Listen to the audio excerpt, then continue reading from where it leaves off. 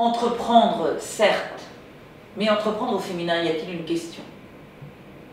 Il y a quelques mois, plusieurs ministres, Fleur Pellerin, Nadja Belkacem, etc., ont décrété qu'elles avaient comme objectif de monter l'entrepreneuriat féminin en France à 40%. Seulement, l'entrepreneuriat ne se décrète pas. On ne peut pas, comme avec la loi Copé-Zimmermann, décréter un quota de 40% pour dans 2 ou 3 ans. J'ai donc été un peu interpellée par cet objectif, et puis finalement, je me suis dit qu'après tout, ça crée un effet marketing, et que du coup, on allait pouvoir mobiliser les forces pour l'entrepreneuriat au féminin. Je propose d'en parler en 2 temps. Acter le fait qu'il y a bien un entrepreneuriat genré, autrement dit des caractéristiques particulières de l'entrepreneuriat au féminin, et ensuite travailler sur ce que j'appelle le déblocage des freins moteurs pour développer cet entrepreneuriat. Il y a 30% d'entrepreneurs, vous entendez le E, autrement dit d'entrepreneurs femmes en France. Et bien j'aurais tendance à dire, et alors? Mon problème n'est pas là. 30% c'est pas si mal, en moyenne européenne qui est à 28%. 30% depuis des années, c'est pas très bien comparé aux États-Unis où elles sont quasiment à 50-50. Je pense que le problème est un peu différent. Quand on gratte un petit peu, et c'est ce que j'ai fait dans le cadre de mon programme Entreprendre au féminin ESSEC et de mes travaux depuis quelques années, à échelle européenne et particulièrement en France, on s'aperçoit que, à niveau égal, sur des projets d'entrepreneuriat, les femmes sont à 50-50. Elles sont plus qu'à 30% pour transformer l'essai, chercher la première erreur, et à 3 ans, qui est le stade auquel on considère qu'une entreprise peut être pérenne, elle tombe à 5%. Alors qu'est-ce qui s'est passé en route? Y a-t-il des freins moteurs? Y a-t-il des particularités de l'entrepreneuriat au féminin? C'est la question que j'adresse aujourd'hui. C'est un sujet tabou, encore un, mais j'ose l'acter. Oui, il y a un entrepreneuriat au féminin, avec des particularités qui malheureusement vont expliquer que les entrepreneurs femmes ont un peu de difficulté à développer leurs projets pour certaines. Et c'est paradoxalement une question absolument hallucinante quand on sait que, passé le cap des 3 ans, en revanche, elles surperforment par rapport aux garçons. Cherchez l'erreur, que s'est-il passé entre le jour J+1 de la création et l'année N+3 avec toute la déperdition? J'ai travaillé sur cette question et j'ai une explication validée par un certain nombre d'interviews auprès des banques, auprès des réseaux professionnels féminins, auprès d'entrepreneurs ayant réussi, ayant échoué, ayant retenté, s'étant développé. C'est un constat qui est maintenant largement partagé et en tant qu'académique, je pense que je dois prendre la parole là-dessus parce que c'est tabou en France. Les femmes ont, par éducation, une aversion au risque. On leur a appris à gérer leur ménage. On leur a appris à gérer le patrimoine de la famille. On ne leur a pas appris à prendre de risques. Or, créer une entreprise, c'est prendre un risque. Comment est-ce que ça se délite?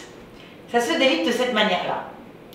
Quand une femme crée sa boîte, elle l'a créée, tenez-vous bien, avec moins de 4 000 € de capital, versus le double pour les garçons. Et ça, c'est une moyenne européenne. Quand elle est en phase de développement, elle pourrait aller voir sa banque, elle pourrait accepter d'ouvrir son capital à des business angels. La plupart du temps, elle refuse. Pourquoi? Parce qu'elle a ce problème de risque et d'aversion au risque, et donc elle veut rester maître, vais-je oser le mot, oui, de son bébé. Seulement un bébé, il faut le laisser grandir, il faut le laisser partir de la maison, il faut le laisser se développer. Et c'est là qu'il y a un sujet. Sujet acté par le baromètre de la Caisse nationale des caisses d'épargne auquel je participe maintenant depuis 3 ans, on s'est aperçu qu'effectivement, dans le ressenti des femmes, aller voir les banquiers, c'est prendre un risque, demander 50 000 € parce qu'on a besoin de 50 000 €, non, non, certainement pas, on va demander 10 000 €, etc., etc. Les femmes business angels vous disent, je ne demande que ça, d'investir dans des projets créés par des femmes. Je vois 8 projets montés par des hommes sur 10. Cherchez l'erreur, les femmes n'y vont pas. Les fonds d'investissement responsables, qui maintenant ont un biais proactif à l'égard des projets de femmes, cherchent partout des projets de femmes dans lesquels investir. Les femmes n'osent pas. Alors, qu'est-ce qu'on fait une fois qu'on a constaté ça? Parce que pour faire bouger les choses et permettre à des femmes de se développer, de développer leur boîte, il faut bouger. J'ai pas de solution toute faite, mais j'en ai une qui me paraît importante et croyez bien qu'entre mon approche entrepreneur n'a pas de genre, je suis juriste, il y a des problématiques concrètes, A, B, C, business plan, marketing, machin, et l'approche que je suis en train de vous développer, qui est une approche RH et sociologie, j'ai dû moi-même faire un sacré parcours. Mais je pense qu'il est important de le faire. Il faut acter que des femmes ont des freins moteurs et que pour monter une côte, quand on est en cinquième, ça ne va pas le faire du tout. Autrement dit, toutes les formations, le coaching, le mentoring, tous ces outils qui sont à disposition des entrepreneurs doivent intégrer une dimension de genre quand il s'agit d'entrepreneurs pour qu'elles puissent mettre sur la table tous ces blocages qui sont d'ordre sociologique et psychologique, qui ont été construits par leur parcours, et qu'elles puissent ensuite se donner les ambitions de développer non pas la TPE, non pas un tout petit projet, mais une entreprise qui, à 3 ans, à 5 ans, va se développer avec les capitaux, avec la bonne stratégie, affronter des marchés, travailler en réseau, travailler avec d'autres et finalement devenir une entreprise qui, quel est le but de l'entreprise? Crée des emplois et participe à l'économie. Et là, on aura une réponse à notre question.